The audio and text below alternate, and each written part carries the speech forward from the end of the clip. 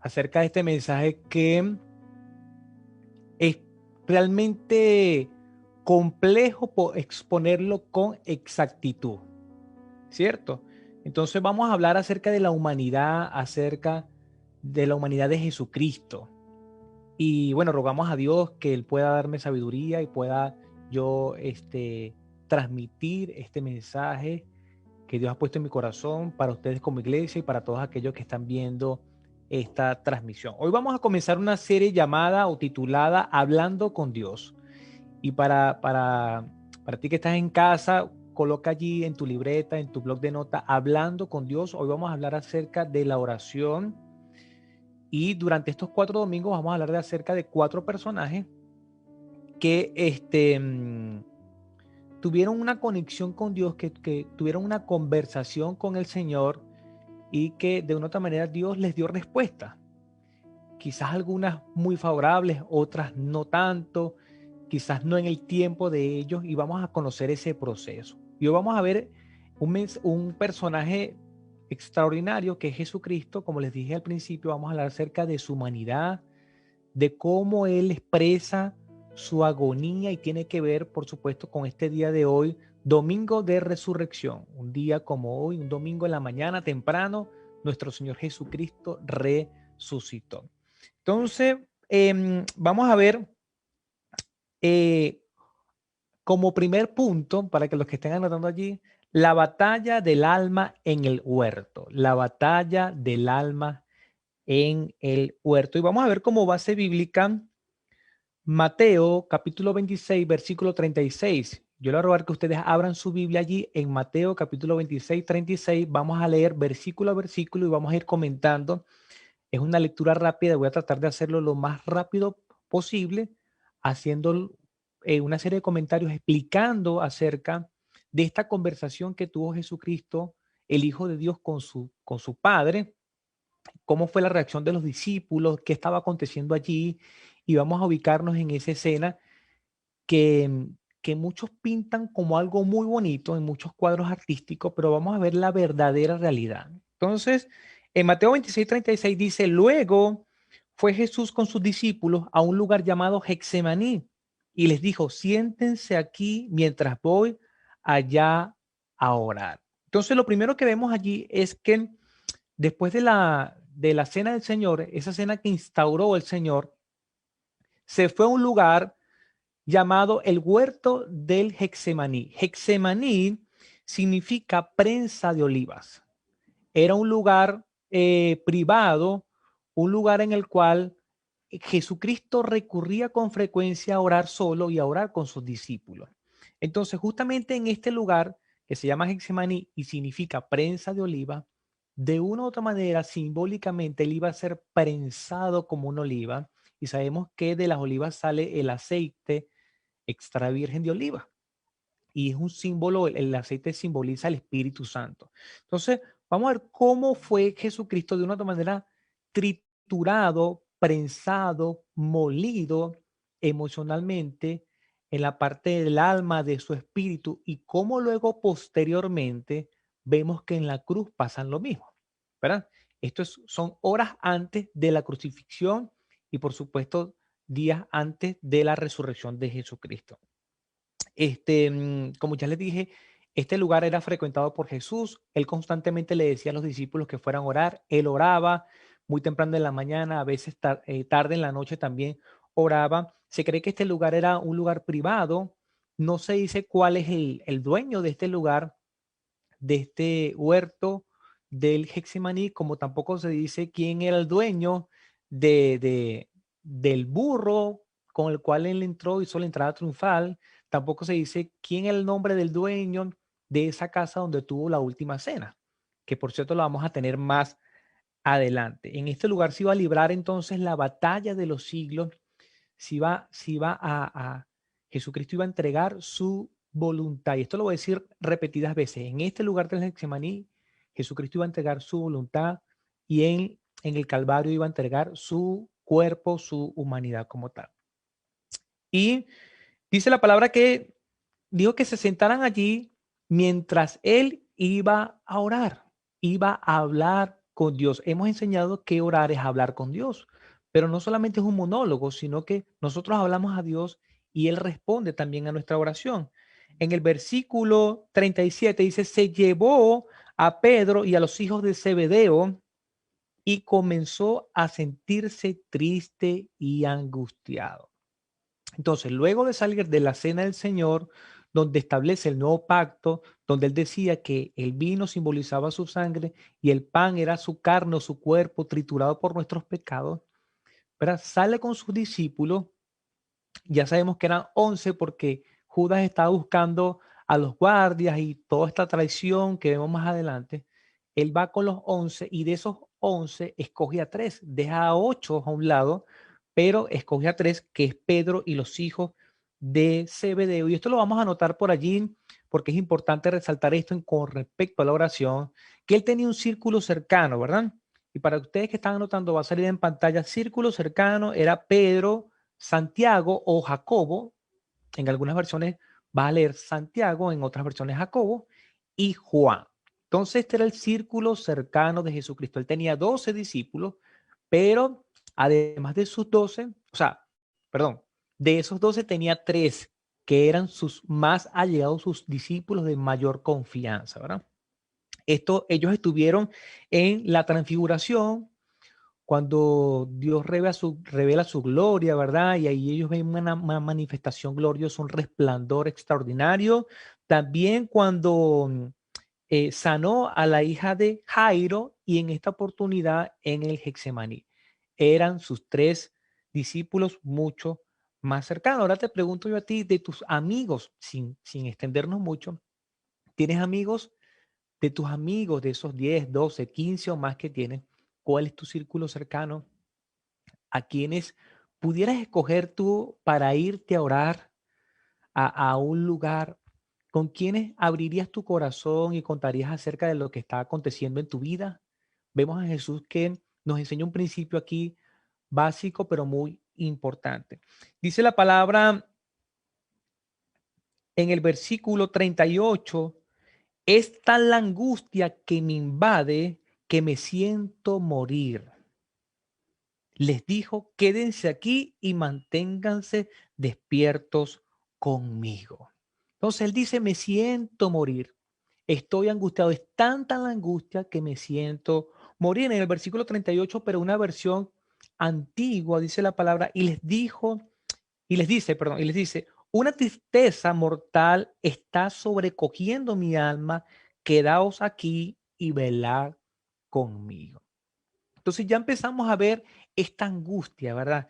Este primer punto que veíamos, o el título de esta primera parte, de Hablando con Dios, la batalla del alma en el huerto. Vamos a hablar con muchos detalles o con algunos detalles acerca de la humanidad de Jesucristo. Y creemos que Jesucristo fue 100% Dios, pero al mismo tiempo fue 100% hombre. Fue hombre, fue 100% Dios y era tan igual al Padre y al Espíritu Santo como Dios, pero era tan igual como cualquiera de nosotros. Como quizás algunos de los que están conectados allí, ¿verdad? Como Héctor, que estaba hace rato por allí, como mi persona o como cualquier otro humano. Jesucristo era humano, era 100% hombre. La diferencia es que él nunca pecó, no pecó, pero al mismo tiempo era 100% Dios. Y esto yo sé que es difícil de comprender. Y aquí vamos a ver, y Dios quiera pueda manifestar lo que Dios me ha inquietado de la manera más correcta y pueda trazar la palabra, es que aquí Él está siendo completamente vulnerable ante 3. Él tenía 11 ya porque Judas se retiró, ¿verdad? Y ante 3 personas le dicen, me siento morir.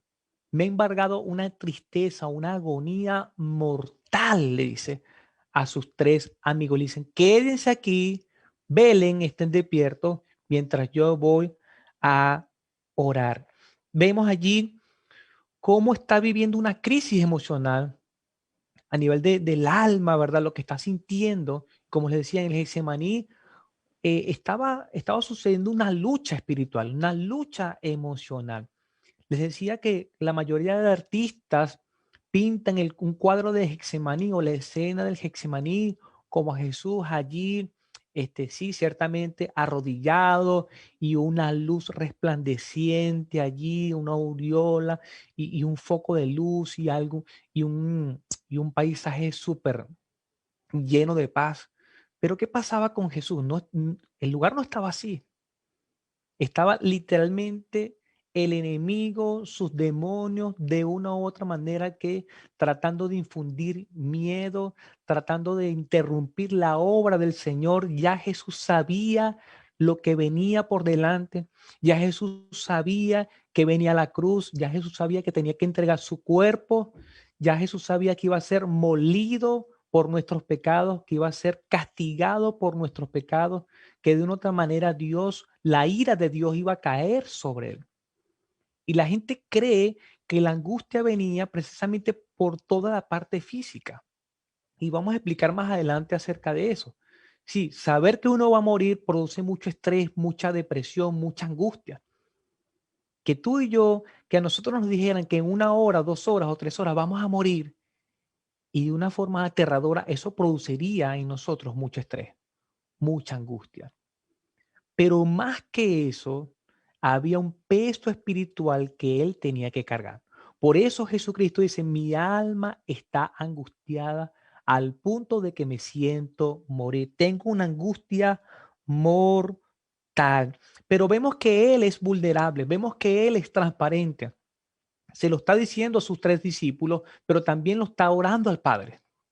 Y todavía no hemos entrado en la oración, pero vemos que Él es completamente transparente con sus discípulos. Dicen, quédense despiertos aquí conmigo, estén cerca de mí. Y ahora, y vamos a anotar allí, cuando no eres vulnerable, estás permitiendo que el orgullo gobierne tu vida. Cuando no somos transparentes, cuando de una otra manera no abrimos nuestro corazón, cuando no contamos nada a otros, el orgullo, la arrogancia está gobernando nuestra vida. Con respecto al dolor, les decía que sí, ciertamente Jesús, como humano, como 100% humano, le angustiaba el hecho de que iba a ser maltratado, de que iba a recibir latigazos y que iba a morir en una muerte de cruz, que era terrible. Pero él estaba preparado para eso. Y de hecho ya había una profecía en Isaías 53:3. Podemos leer la palabra que dice, despreciado y rechazado por los hombres, varón de dolores, hecho para el sufrimiento. Y Jesucristo, desde hace 700 años, ya el profeta había dicho, bueno, viene un varón, un Mesías, pero este varón va a ser rechazado, va a ser despreciado por los hombres, varón de dolores, hecho para el sufrimiento. Todos evitaron mirarlo, fue despreciado y no lo estimamos. Creemos que hasta físicamente estaba preparado para eso, era un carpintero. Ya él sabía que iba a pasar por el dolor humano, por el desprecio, por el rechazo, por el castigo. Y aquí vamos a ver entonces la primera oración. Vamos a ver a Jesucristo 100% humano, hijo de Dios, pero también al mismo tiempo hijo de María, hijo de José, cómo está hablando con el Padre Celestial. Y esto es, de verdad que es difícil, difícil explicarlo, pero quiero que a través de los ojos de la fe puedas comprenderlo. Allí está Jesús, el Maestro, hombre que tuvo sed, que caminó, que se cansó, que tuvo sus necesidades físicas como cualquiera de nosotros, pero no pecó. Era santo. Y vemos allí hablando con Dios. Primera oración, pon allí. Versículo 39, yendo un poco más, se postró sobre su rostro y oró. Dijo, Padre mío, si es posible, no me hagas beber este trago amargo. O la otra versión dice, pase de mí esta copa, pero que no sea lo que yo quiero, sino lo que tú quieras. Que no se haga mi voluntad, sino la tuya. Y aquí vemos varios elementos. Primero vemos que él se postró, se arrodilló y su rostro en tierra. Literalmente como su cuerpo había puesto sus rodillas en tierra y postrarse completamente, poner el rostro en tierra, es ponerse completamente hasta abajo, no solamente arrodillarse como pudiéramos hacer nosotros, que nos ponemos las rodillas en tierra y ponemos nuestras manos levantadas. No, él puso su cara en la tierra, se arrodilló completamente, se postró. Eso es señal de humillación, de humildad ante un Dios todopoderoso físicamente. Además dice, Padre mío, otros dice, Abba Padre, quizás le dijo papito o papaíto. Qué hermoso Jesús reconociendo que Dios Padre era su Padre, como nosotros, como cualquiera de nosotros que tiene un papá y le dice, si es posible, pase de mí esta copa o Señor, no me hagas beber este trago amargo. Y ya hemos explicado que morir de una manera tan cruel era un trago amargo. Cuando hablamos de la copa, hablamos de tragos amargos, sobre todo de tragos de ira. Y vamos a ver el significado, ¿verdad? Más adelante sobre esta copa. Ya Jesús sabía acerca del sufrimiento humano, ya él lo sabía, pero venía algo peor que eso. No solamente era morir, sino cargar el pecado. Espiritualmente le correspondía algo que no le correspondía. Tú y yo debíamos ser, debíamos de recibir el castigo, el juicio por nuestros pecados. En aquel entonces, esa generación, los judíos y todo aquello, todo ese pueblo que estaba pecando. Sin embargo, al santo le tocó cargar los pecados de nosotros, de toda la humanidad. Vamos a ver Salmo 75:8. El salmista dice, el Señor tiene en la mano la copa de su ira. Y aquí vamos a comprender un poco más y voy rápido. El significado de la copa de la ira dice, el Señor tiene en la mano la copa de su ira con vino mezclado y fermentado. Cuando Él derrame el vino, todos los malvados de la tierra lo beberán hasta la última gota. ¿Qué pasaba, mis hermanos? El Señor sentía ira, el Señor sentía desprecio por el pecado. Dios es santo. Ciertamente Dios es amor. Dios en esencia es amor. Y Él ama profundamente a nosotros como humanidad. Pero una cosa que hace es que aborrece nuestro pecado. Él no tolera el pecado. Y directamente va a dar castigo a todos aquellos que no se hayan arrepentido del pecado. Antes eran cubiertos los pecados a través de la sangre de animales y de corderos, de palomas y otros animales. Pero en esta oportunidad el mismo Dios proveyó a su Hijo unigénito para que Él muriera por nuestros pecados. Entonces iba a derramar la copa de la ira que íbamos a recibir nosotros, el castigo, el infierno que íbamos a recibir nosotros. ¿Quién lo iba a recibir? Su Hijo Jesucristo. Por eso él decía, Señor, pasa de mí este trago, pasa de mí esta copa, si es posible, pero que no se haga mi voluntad, sino la tuya. Jesucristo no vino a hacer su voluntad, vino a hacer la voluntad del Padre. Y es tremendo lo que iba a acontecer allí cuando Dios ejecutara la ira, su ira. Imagínense, Dios amoroso y dio amor a todo el mundo, pero también es ira y es fuego consumidor. Vamos a hablar un poquito más adelante de eso en la segunda oración, pero fíjense lo que dice en el versículo 40. Luego volvió donde estaban sus discípulos. Está orando, se regresa a sus discípulos, tiene tres, que es Pedro, Juan y Jacobo. Y los encontró durmiendo. Y les pregunta, ¿no pudieron mantenerse despiertos conmigo ni una hora? Le dijo a Pedro, no pudieron mantenerse despiertos. Se los dijo a todos, pero principalmente se lo dijo a Pedro. Anteriormente, el Señor había hablado con ellos y les dijo, van a caer en tentación. Así que vele, he orado por ti, Pedro, para que no seas zarandeado por el diablo. ¿Y qué decían ellos? Sobre todo Pedro, no, Señor, yo voy a estar contigo hasta la muerte. Nunca te voy a negar.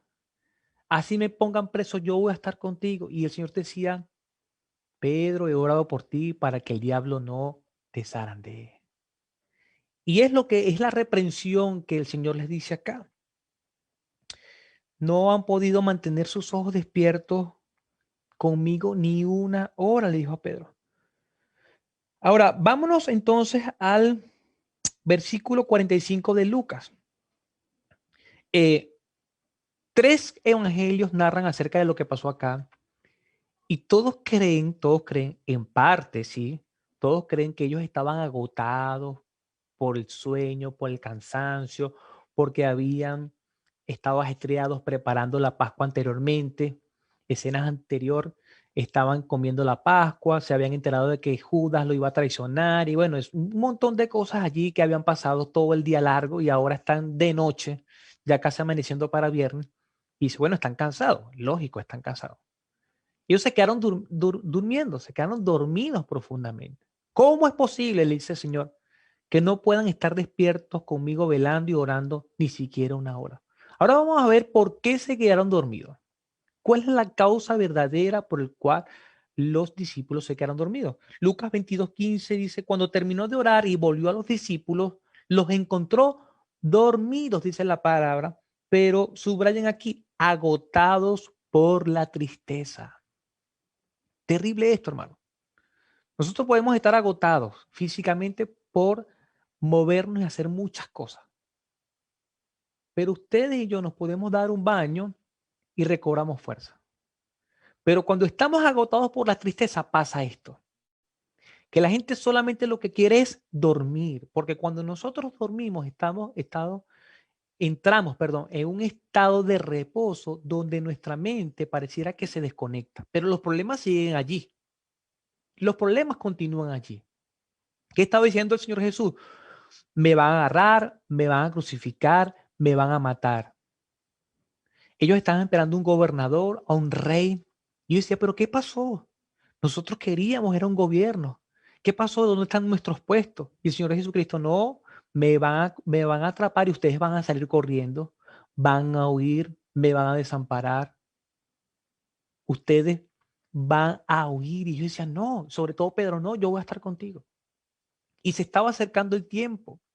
Jesucristo le había dicho, vienen momentos terribles, vienen momentos difíciles donde van a ser zarandeados por el diablo. Y eso está como una mujer que está embarazada y ella va contando sus días, va contando sus semanas y sabe que en algún momento en la semana 39, semana 40 va a parir, va a dar a luz y que esas contracciones y que esos momentos son terribles. Yo no lo sé y nunca lo sabré porque soy hombre. Pero ya la mujer al principio está muy emocionada porque va a ser varón o porque va a ser hembra.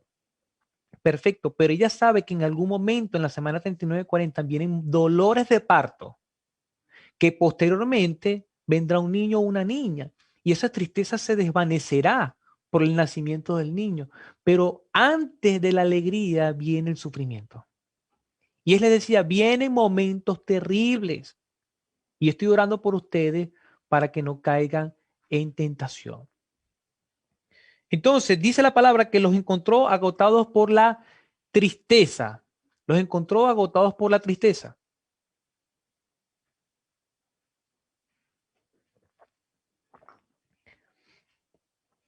Y la tristeza nos debilita. La tristeza nos produce cansancio, nos produce sueño. Cuando una persona está triste, cuando está de luto, cuando está deprimida, de una u otra manera lo que quiere es dormir.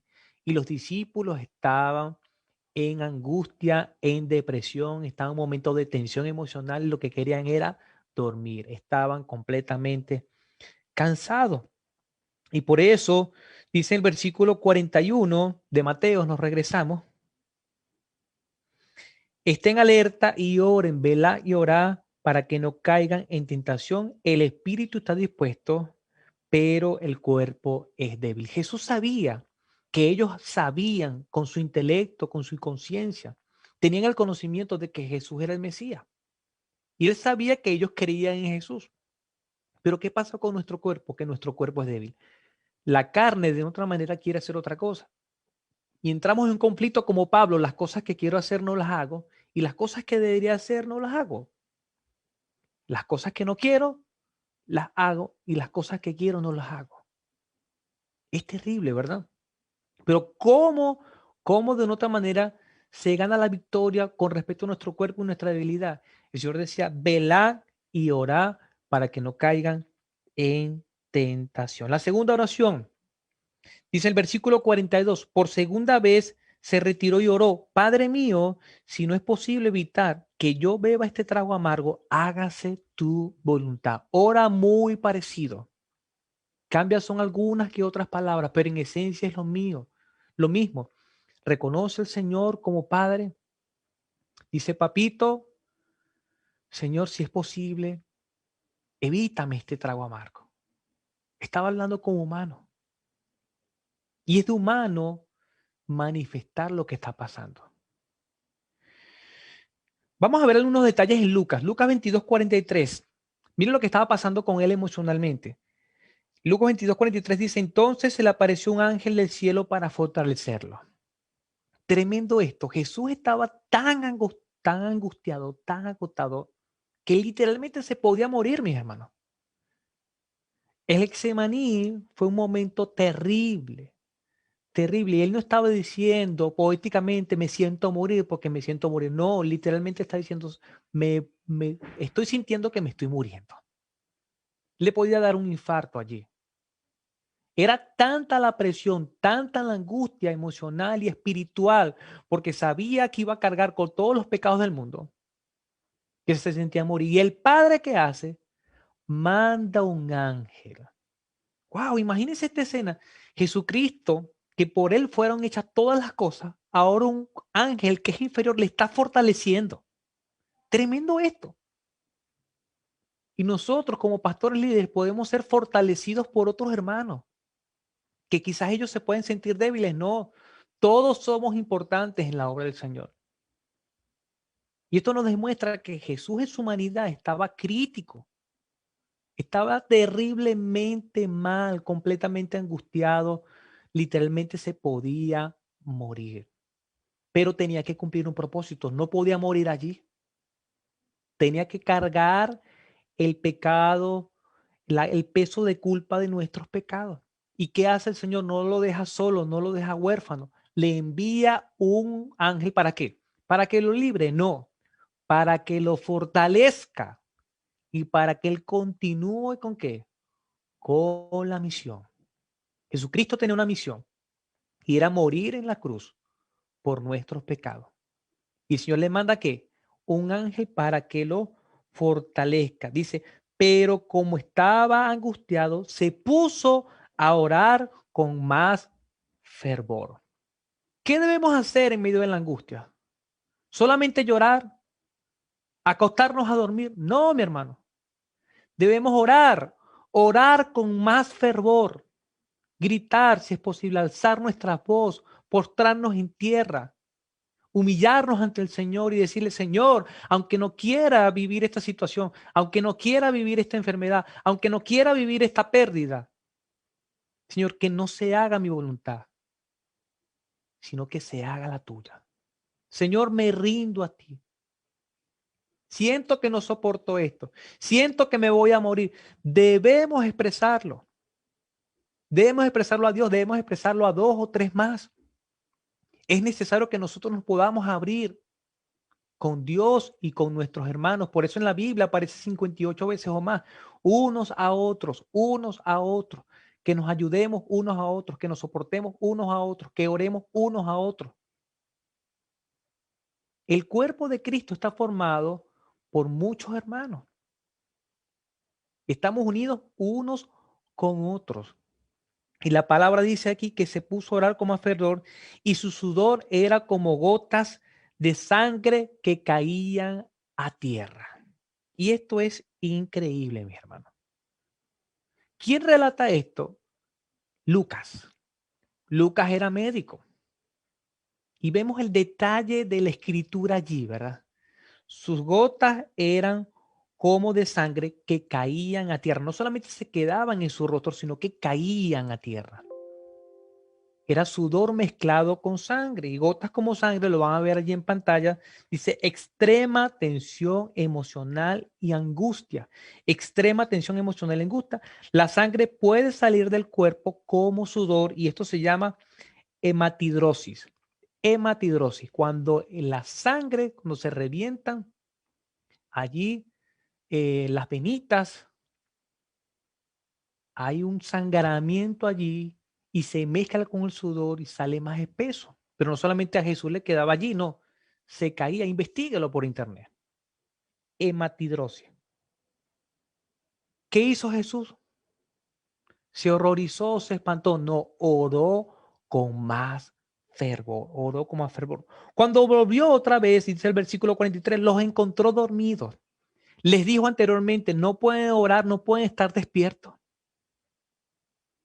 Quizás Jesús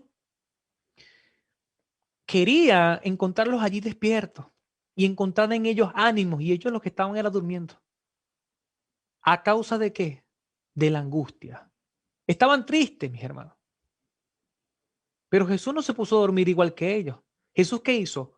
Siguió despierto y siguió orando con más fervor. En esta segunda oportunidad los encuentra dormidos porque se les cerraban los ojos del sueño. Me imagino a ellos ahí tratando de abrir los ojos, pero estaban muy tristes. ¿Qué pasó con ellos, mi hermano? Se quedaron completamente dormidos. Ahora, ¿por qué Jesús sudaba con gotas, como gotas de sangre? Ya lo he dicho. Él iba a vivir miles de infiernos, mi hermano, literalmente. No solamente se angustiaba por todo el proceso y el castigo que le iban a dar a su cuerpo. ¿Qué significaba esto, hermano? Iba a cargar el pecado de todo el mundo, el tuyo y el mío. Iba a recibir el juicio, la ira de Dios, el peso de Dios iba a centrarse en él. Como él se iba literalmente a convertir en pecado, iba a ser maldito por nosotros, se iba a romper la comunicación con el Padre y él dice, por eso, Padre, ¿por qué me has desamparado? Por primera vez en la historia se iba a separar del Padre. El Padre iba a voltear su mirada y él iba a descargar, el Padre iba a descargar el castigo que iba para nosotros a Jesucristo. Esa batalla se estaba peleando en el Getsemaní. Por eso él se sentía angustiado, por eso se sentía triste, por eso de una otra manera decía, Señor, si puedes evitar esta copa, evitar, pero que no se haga mi voluntad, sino la tuya. Jesús iba a vivir infiernos literalmente, desde el Getsemaní hasta la cruz. Y sin embargo, vemos que él todo el tiempo decía, Padre, perdónalos porque no saben lo que hacen. Tercera oración. Así que les dejó y se retiró a orar por tercera vez. No oró una vez, no oró dos veces, oró tres veces. Y no solamente fue una hora, se cree que fue mucho más tiempo. ¿Cuánto tiempo? No lo describe la Biblia, pero se cree que era más de una hora. Diciendo lo mismo. ¿Qué decía? Padre, que no se haga mi voluntad, sino la tuya. Continuó hablando con Dios, hablando con Dios. Dice el versículo 45 de nuevo, volvió de nuevo a sus discípulos y les dijo, ¿siguen durmiendo y descansando? Les hace la pregunta, ¿siguen durmiendo y descansando? Le había hecho dos reprensiones anteriormente, los exhortó dos veces. Por favor, levántense, estén despiertos, oren porque van a entrar en tentación. El diablo va a jugar con ustedes. Y nada. Ellos prefirieron estar, ¿qué? Durmiendo y descansando, porque él está diciendo aquí, van a seguir durmiendo y descansando. Hermano, no es tiempo de estar durmiendo. No es tiempo de estar descansando. Yo decía el domingo anterior, ¿hasta cuándo van a dormir? Hasta las 9, hasta las 10, hasta las 11, hasta las 12. No es tiempo de estar durmiendo. No utilicen el dormir para olvidarse de las cuentas, de las deudas, de los problemas, de la frustración. Levántese temprano. Levántese temprano y tenga un tiempo de oración. Comuníquese con el Señor. Hable con Dios. Y era lo que hacía Jesús. Los discípulos, mientras se querían dormir y descansar para olvidarse de lo que estaba pasando y de que se iban a quedar sin el maestro, que se iba a cumplir lo que él decía, ¿qué hacía Jesús? Se mantenía que despierto, orando y velando, y por tercera vez oraba lo mismo. Señor, que no se haga mi voluntad, sino la tuya. Versículo 46 dice, levántense, vámonos. Ya lo que tenía que pasar, ya pasó. Y dice la palabra que mientras él estaba hablando, venía Judas con los guardias, con palos, con piedras, con antorchas, y lo arrestaron. Hemos explicado brevemente, esto es un tema muy largo, muy extenso, ¿no? Y quise tratar de explicárselo de la mejor manera para no desviarme, porque en el Getsemaní Vemos la humanidad de nuestro Señor Jesucristo. Como le decía al principio, Él es 100% Dios, pero es también 100% humano. Que lloró, hermano. Jesucristo lloró, se angustió, se sintió morir. Tuvo una situación tan difícil que salía sangre, sangre, imagínense, le podía dar hasta un infarto, ya yo se los he mencionado. Y es necesario que usted y yo podamos también ponernos en el lugar de Jesús y no actuar como los discípulos, sino actuar como Jesús. Yo sé que quizá estás viviendo momentos difíciles, terribles, de angustia, de desesperación en medio de la pandemia, quizás sin trabajo, si están muertos familiares, porque la pandemia ha hecho desastre. Pero no dejes que la angustia te quite las fuerzas, no dejes que la angustia te debilite al punto tal de que lo único que quieres es dormir. No, miremos el ejemplo de Jesús. No solamente oró una vez, dos veces, sino tres veces. Pero importante, él dijo, Señor, no hagas lo que yo quiero que hagas. Haz lo que tienes que hacer. Y aquí el Señor fue obediente. El Señor no huyó. Es más, a lo último le dice, vámonos, levantémonos porque ahí viene el que me entrega. Y le hizo frente. Por ahí está llorando Andrés. Andrés está como Jesús, llorando, ¿verdad? Respuesta de Dios. Respuesta de Dios. ¿Será que el Señor le respondió o no a Jesús? Porque vemos tres peticiones, en tres oportunidades.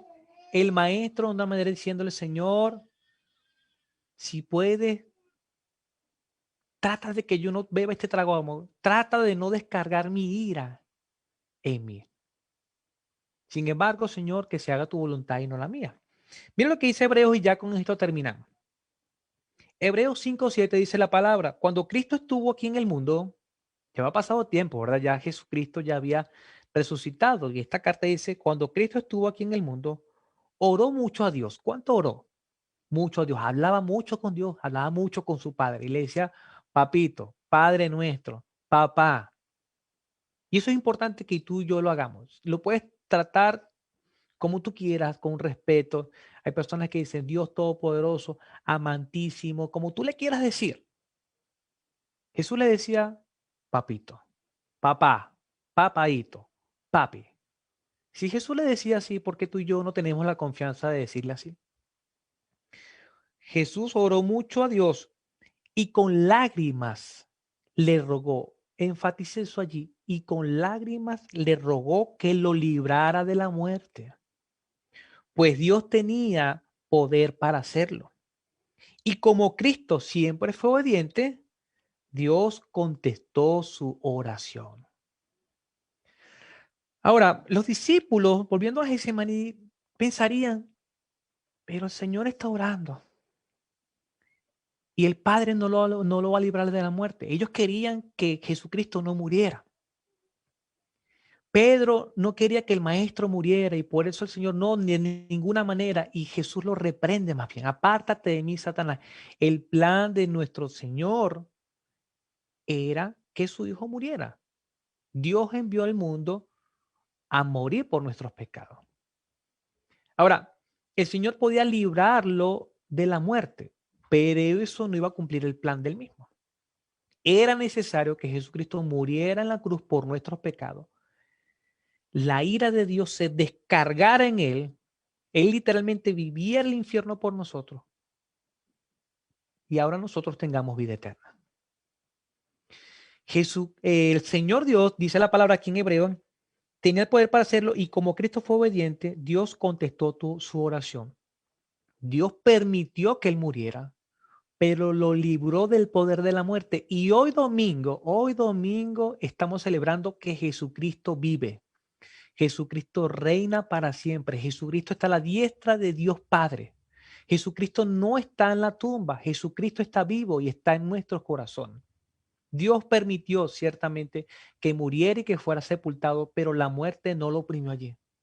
Satanás pensaba que lo había conseguido, que había tenido la victoria. No, Jesucristo fue resucitado por el poder del Espíritu Santo y lo enseña la palabra.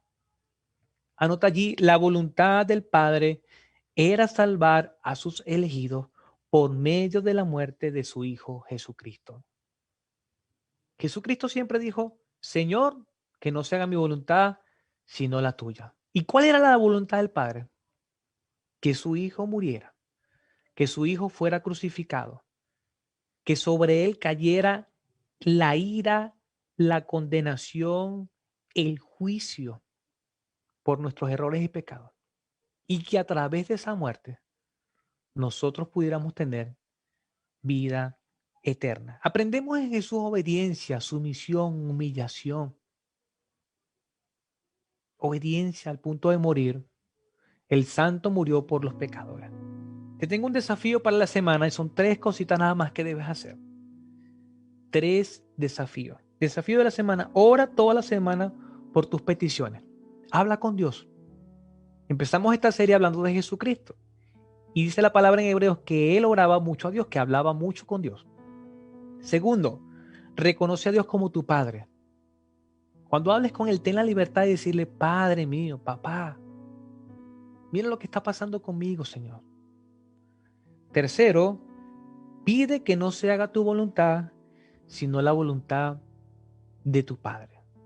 De esa manera puedes estar caminando en los planes del Señor.